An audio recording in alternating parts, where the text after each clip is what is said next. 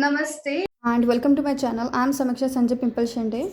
So today I have Hansraj sir with me, and he is ex-Union Minister of Home Affairs and also been the Member of Parliament for the former 11th, 14th, and 15th and 16th Lok Sabha. So sir, it's my honor to have you. Namaste. तो free mind की तरफ से आपके लिए ये पहला सवाल है, जैसे कि आप चंद्रपुर आर्मी लोकसभा क्षेत्र से आप एक निर्वाचित सांसद रहे हैं, तो इस एरिया में जो कोल बेल्ट एरिया है, इस कोल बेल्ट एरिया में जैसे हम देखते हैं कि किसानों को जो मुआवजा और एम्प्लॉयमेंट मिलनी चाहिए वो ठीक नहीं थी, तो आपने उन्हें कैसे न्याय दिया? देखो, ये अपने चंद्रपुर जिले की या यवतमाल जिले की समस्या नहीं थी, ये पूरे महाराष्ट्र की और पूरे देश की समस्या थी। जहां जहां पर कोल बेल्ट है वहां के किसानों की जमीन जब कोल इंडिया या डब्ल्यूसीएल द्वारा अधिग्रहण की जाती थी, तो देश में लैंड एक्विजिशन एक्ट जो 1894 का है, सीबी एक्ट 1957 है, उसकी 1957, इसमें अधिग्रहण करते समय में जो रेट था वो रेट एलए एक्ट का बहुत कम था, और एक रेट कम होने के साथ में किसानों के परिवार के सदस्यों को नौकरी ये कंपलसरी नहीं मानते थे। तो दोनों बातों को लेके हमें संघर्ष करना पड़ा, क्योंकि तो मेरे यहाँ पे करीब करीब अभी तक 1 लाख हेक्टेयर से अधिक जमीन भूमि अधिग्रहण की गई है कोल बेल्ट में, कोल इंडिया में, डब्ल्यूसीएल में।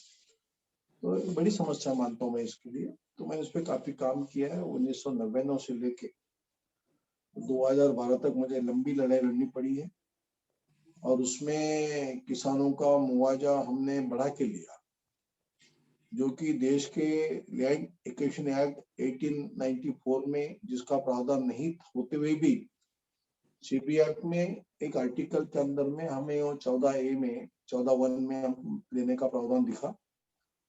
तो हमने जो 20,000 एकड़ की जो लैंड थी उसका दाम ऐसे कहीं थे 20,000 कहीं 30,000 रुपए एकड़ रेट चलता था जमीन का, कहीं 40 था, उसके ऊपर में कहीं नहीं था एकड़ का।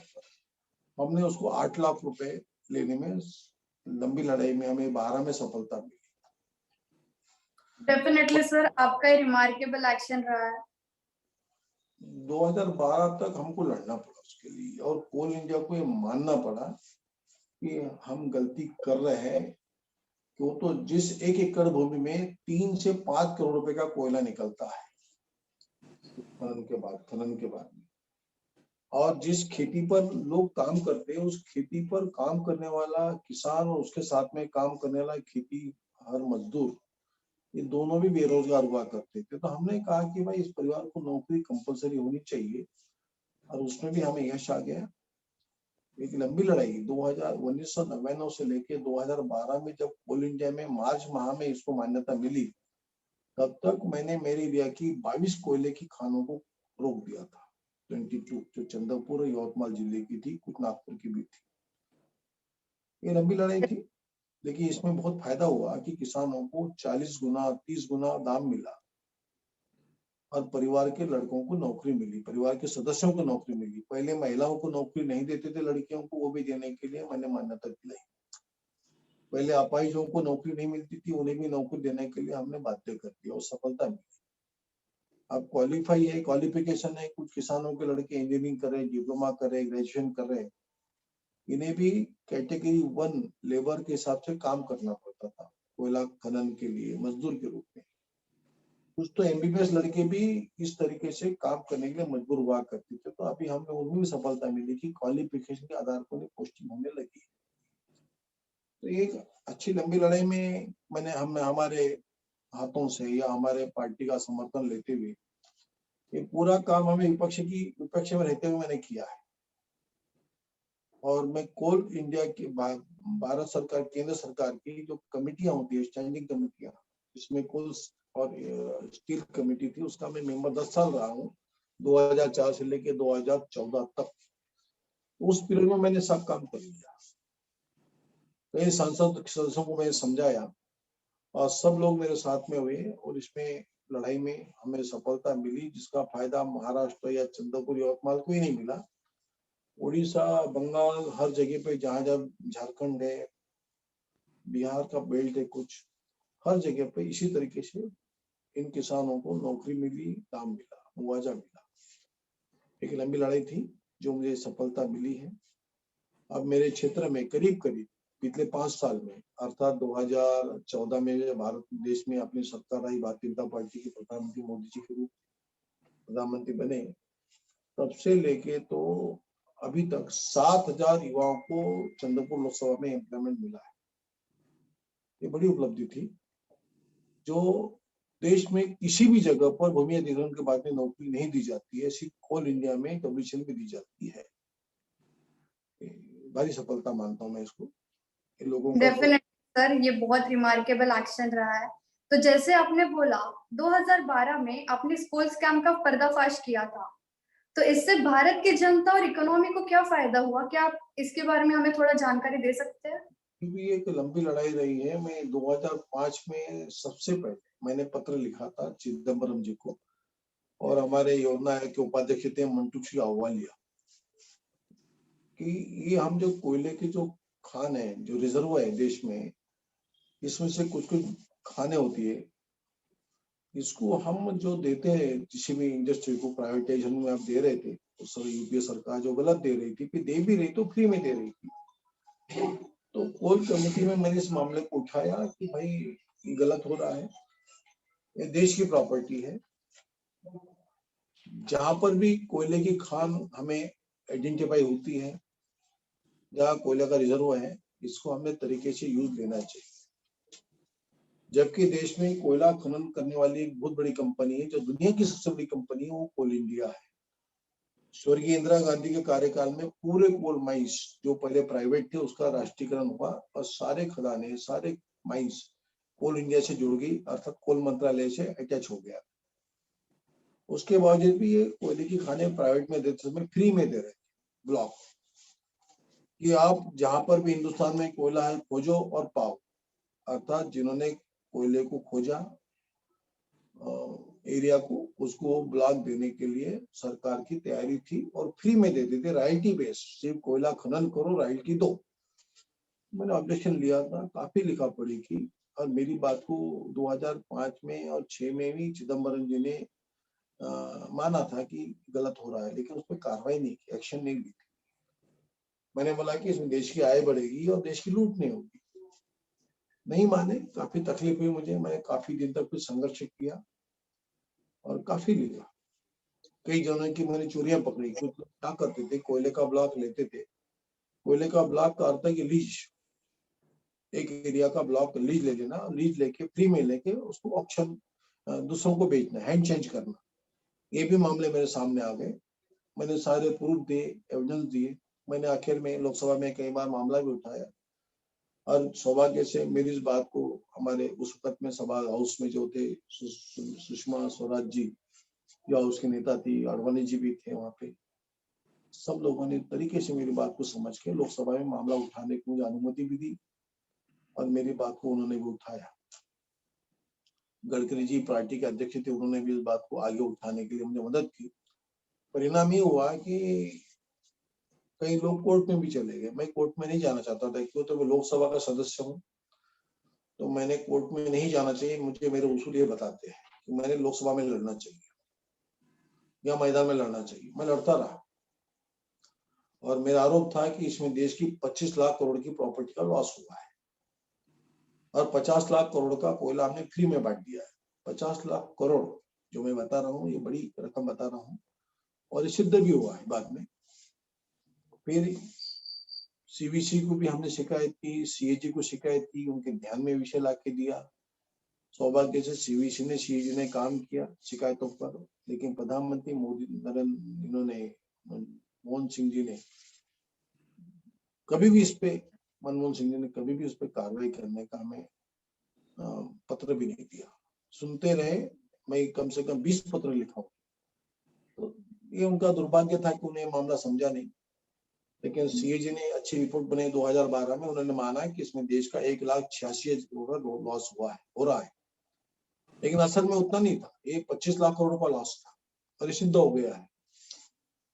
हमारी सरकार आने के बाद में सारी बातें सामने आई, और सुप्रीम कोर्ट ने भी इस बात को तरीके से लेते हुए पूरे ब्लॉक जितने भी फ्री ऑफ कॉस्ट में बांटे गए थे उसको सबको कैंसिल कर दिया और एक आदेश दे दिया कि इसको अपने ऑक्शन करना चाहिए।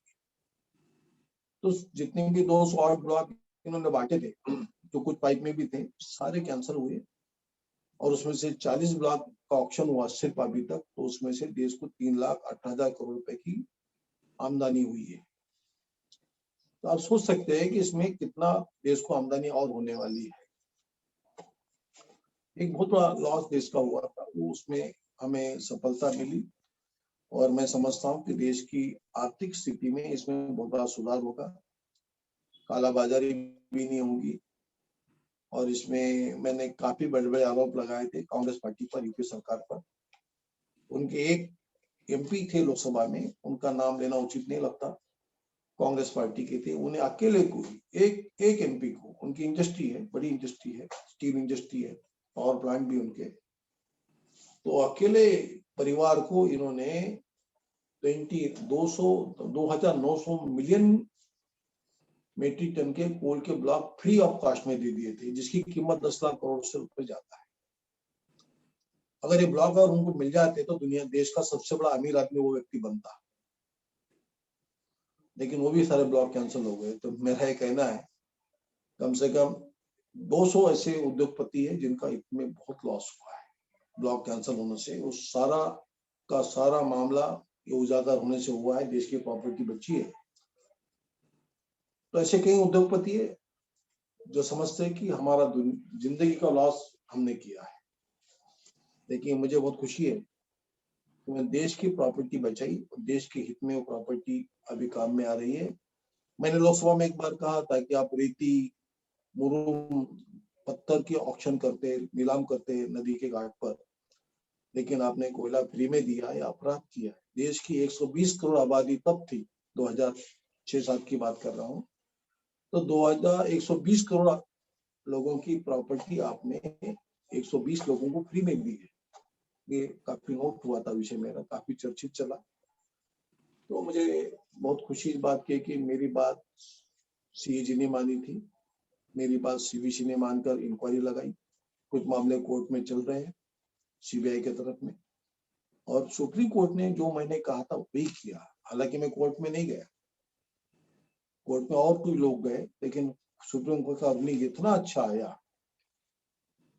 कि 2012 के पहले या जब से इन्होंने कोल ब्लॉक फ्री में दिए थे तब से उन लोगों से रिकवरी निकाली,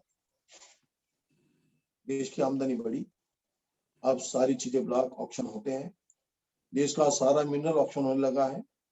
देश की एक आमदनी का नया स्रोत हमने खोज के निकाला था और मैं दावा करता हूं कि इसमें काफी सफलता। Definitely, sir, you have won your fight and you made us all aware of it and you saved us all from that. तो सर, जैसे कि आपके लोकसभा चुनाव क्षेत्र में यवतमाल डिस्ट्रिक्ट आता है, मैं भी इस डिस्ट्रिक्ट से बिलोंग करती हूँ। तो जो ये हमारा यवतमाल डिस्ट्रिक्ट है, इसे किसानों की आत्महत्या जिला करके दुर्भाग्यपूर्ण से जाना जाता है। तो केंद्र सरकार व राज्य सरकार के माध्यम से किसानों के राहत के लिए क्या क्या कदम उठाए गए? ये यवतमाल जिले में आत्महत्या होती है, ये बातें बहुत सही नहीं है। आत्महत्या पूरे सिर्फ वहां होती है, बात कहना भी गलत है, ज्यादा होती है ये भी कहना गलत है। सभी डिस्ट्रिक्ट में आत्महत्या होती है, सभी राज्यों में आत्महत्या होती है। जिस पंजाब में 96% इरिगेशन है, 3 फसल लेने वाला किसान है, वहां पर भी वहां के किसान आत्महत्या करते हैं। इसका मैं समर्थन नहीं करता हूँ, लेकिन ये यवतमाल जिले पर एक कलंक है, ये भी बात बार बार दोहराई जाती है। ये यवतमाल पूर्ता मर्यादित विषय हो नहीं सकता। चंद्रपुर में आत्महत्या होती है, वर्धा में होती है, अमरावती में होती है, गढ़चिली में भी होती है, तेलंगाना में होती है, आंध्रा में होती है, कहाँ नहीं होती है। लेकिन आपका प्रश्न जो है कि यवतमाल जिले के लिए हमने क्या सोचा है, मैं ये कहता हूँ किसानों के लिए हमने क्या सोचा है। ये प्रश्न का जवाब तो मैंने आपको कोल ब्लॉक बेल्ट में जो लैंड एक्विजिशन होती थी उसके बारे में बता दिया कि किसानों के हित में हमने कितना अच्छा काम किया है। दूसरा है कि मैं मेरे व्यक्ति के बारे में बताने के बजाय मैं प्रधानमंत्री मोदी जी के बारे में बताता हूँ। कि जब से सरकार हमारी आई है तो लैंड एक्विजिशन बिल भी अमेंडमेंट हो चुका था, उसके भी देश में किसानों को अच्छी दाम मिलने लगा है। 4 गुना दाम मिल रहा है खेती का एक्विजिशन के बाद में। एक नया और मोदी जी ने जिस तरीके से किसानों के फसल का दाम बढ़ाने के लिए कदम डाला,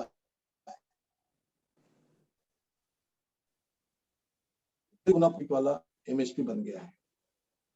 जो हम मिनिमम सपोर्ट प्राइस जो देते थे पहले, तो आप यवतमाल जिले की बच्ची हो, आपके पिताजी को मालूम है कि मैं जब यवतमाल में पहली बार आया 2009 में, तो वहां 2300 का भाव था तुअर का, और बहुत से बहुत 2000 का दाम था कपास का। आज कपास का दाम है 6000 रुपया, तुअर का दाम है 6000 रुपया। इतना एमएसपी बढ़ा दिया। मूंग सरकार 7000 रुपए में लेती है, सोयाबीन 4500 में लेती है, कपास का सरकारी रेट 5800 से ज्यादा है। ये जो है ना, ये किसानों की आत्महत्या रोकने का सबसे बड़ा प्रयास है कि उसके फसल का दाम मिले। साथ में सरकार ने माल खरीदी करने के लिए भी सीसीआई और नाफेड को नियुक्त किया है। सब जगह पर कॉटन खरीदी के लिए भी सेंटर खुले हैं। यवतमाल जिले में, चंद्रपुर जिले में, हर तहसील में जहाँ फसल होती है कॉटन की, कपास की, वहां सभी जगह पर सरकार सीसीआई के माध्यम से कपास खरीद कर रही है। 8 दिन में लोगों को पैसा मिलता है, चुकारा मिलता है। ये हालत है, सोयाबीन की भी है, चना की भी है और तुअर की भी है। सरकार ने डेफिनेटली सर। इतना ईमानदारी से काम किया है कि ये आंदोलन वालों को, मुझे उनकी दया आती है, उनकी बुद्धि की, कि जिस देश के प्रधानमंत्री जी नरेंद्र मोदी जी, वो ऐसे प्रधानमंत्री की 2016 में उन्होंने एमएसपी बढ़ाया, 16-17 में, और डॉक्टर स्वामीनाथन आयोग बैठा था यूपीए गवर्नमेंट के समय में, उन्होंने उसकी उस वक्त कृषि मूल्य के लिए आयोग बैठा था। 2006 से उनके पास में रिपोर्ट पेश की गई थी डॉक्टर मनमोहन सिंह जी के पास में, उन्होंने उस पर कभी काम नहीं किया, उसको खोल के भी नहीं देखा। वो धूल खा रही थी डॉक्टर स्वामीनाथन की रिपोर्ट, उस पर कोमा में गैसरी की पड़ी थी। तो हमारे प्रधानमंत्री जी ने वो धूल झटक कर उस स्वामीनाथन जी की रिपोर्ट के अनुसार दाम बढ़ा दिए और किसानों को न्याय दिए। यहाँ आत्महत्या कम होने वाली है, हो रही है। दूसरा एक है कि मैं खुद 1.5 साल 2 साल में मिनिस्ट्री में था, रसायन मंत्रालय में, केमिकल रसायन में। तो हमारे मंत्री जी ने और प्रधानमंत्री जी ने जिस तरीके से काम किया यूरिया फर्टिलाइजर पे, देखिए अभी पिछले 7 साल से यूरिया के दाम नहीं बढ़े हैं। यूरिया का कालाबाजारी होती थी, लोगों को 300 रुपए की बैग 600 में 500 में लेनी पड़ती थी, वो सब खत्म हो गया कालाबाजारी। यूरिया की क्वालिटी में इंप्रूव किया गया, उसको नीम कोटेड बनाया गया, वो किसानों को बहुत फायदेमंद रहा है। कालाबाजारी कम समाप्त हो गई, दाम नहीं बढ़े हैं, क्वालिटी इंप्रूव हुई है, खतों की कमी नहीं है, बिजाई के भी दाम नहीं बढ़ने दिए, लेकिन प्रधानमंत्री जी ने फसल के दाम बढ़ा दिए।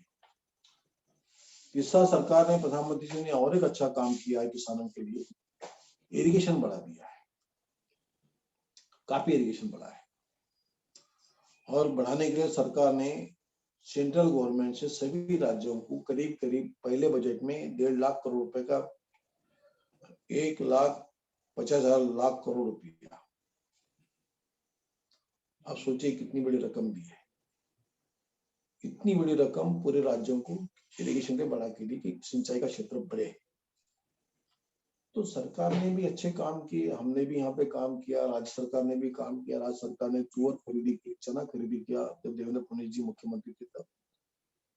कभी खरीद नहीं हुई तो बोनस भी दिया 1000 रुपया चने के ऊपर में।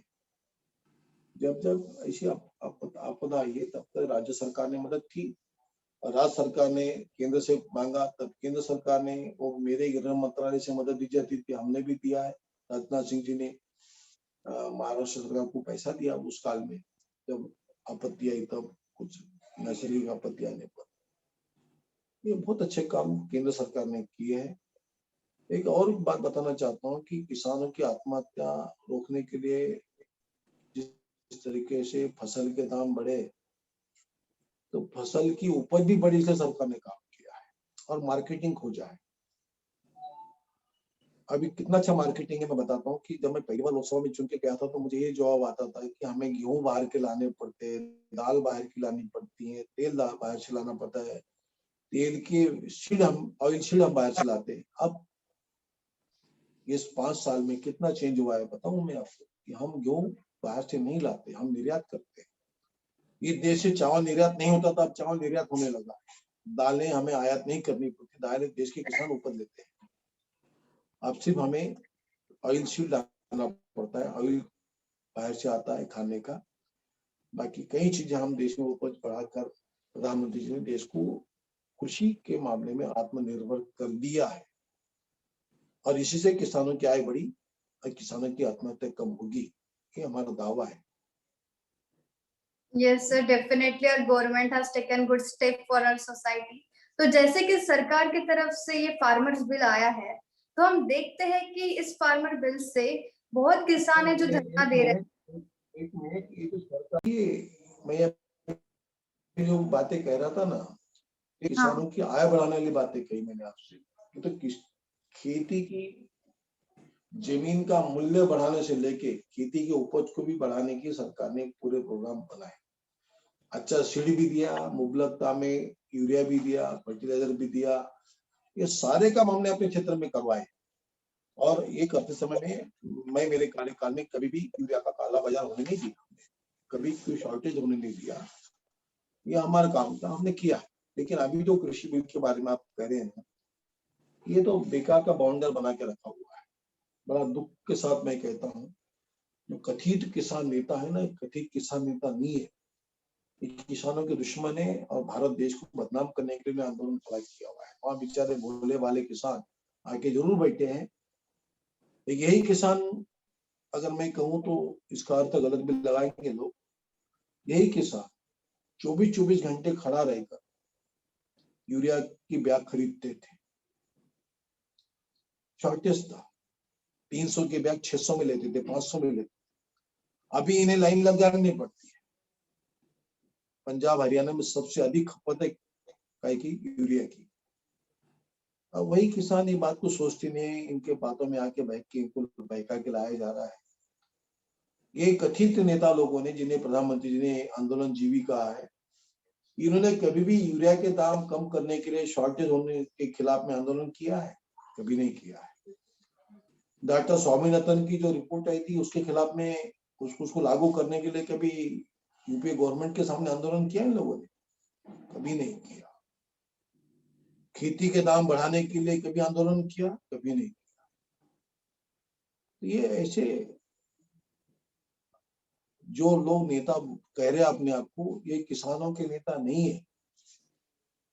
ये सरकार का विरोध करते समय में देश का विरोध कर रहे हैं, तो किसानों के हित में काम कर, किसानों को नहीं। नेताओं को किसी ने तभी मैनेज किया हुआ है और वो किसी के हैंड बन के काम कर रहे हैं। ये प्रधानमंत्री जी की जो पॉलिसी है किसानों के प्रति, जो मैंने पहले भी गिने, अभी भी गिना, बहुत अच्छी है। ये आंदोलन बेवजह हुआ है। कोविड के चलते हुए सरकार के माध्यम से आपने जनता के लिए क्या क्या सुविधाएं उपलब्ध की, और जैसे कि हम सब जानते हैं कि अभी कोविड के केसेस फिर से बढ़ रहे हैं, तो आप जनता को सावधानी बरतने के लिए क्या संदेश देना चाहेंगे फ्री माइंड्स चैनल की तरफ से? देखिए, इस मामले में सरकार के द्वारा या प्रधानमंत्री जी ने स्वयं लोगों को तब भी आह्वान किया था जब देश में पहली बार 22 तारीख को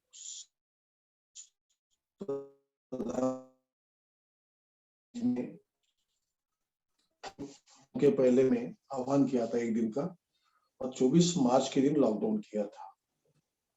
तब से प्रधानमंत्री जी कहते हैं कि अपने आप को सुरक्षित रखो और देश को सुरक्षित रखें, सभी को सुरक्षित रखो, अर्थात लॉकडाउन में हिस्सा लो, मास्क लगाने के लिए, अंतर बनाए रखने के लिए, हाथ धोने के लिए बातें कही थी। सारी बातें हम लोगों ने भी, कई लोगों को करना चाहिए था।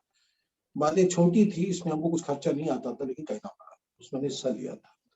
सवाल यह है कि वक्त के ऊपर में कई लोगों को जो हर दिन की मजदूरी करते हैं, खाते हैं, और उसके बगैर उनका चूल्हा नहीं जलता है, ऐसे लोगों को भी अनाज का वितरण करना, कुछ आर्थिक मदद करना, उन्हें दवाई पानी की बात है, तेल है लेना है, खाद्य तेल है, सब पहुंचाने की व्यवस्था जरूर थी।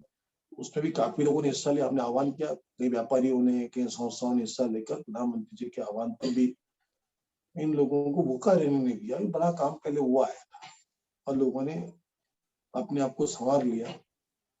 और ये सब करते समय में कुछ दवाइयां बांटप थी, होम्योपैथी दवाई निकली, आयुर्वेदिक काढ़ा है, जो अपने जो देशी नुस्खे है जिसको पावर बढ़े, इसके लिए भी लोगों ने आह्वान किया। हम लोगों ने प्रधानमंत्री में व्यायाम करना है, योगा करना है, सारी बातें लेके हमें काम करना था। हमने किया उस पर काम।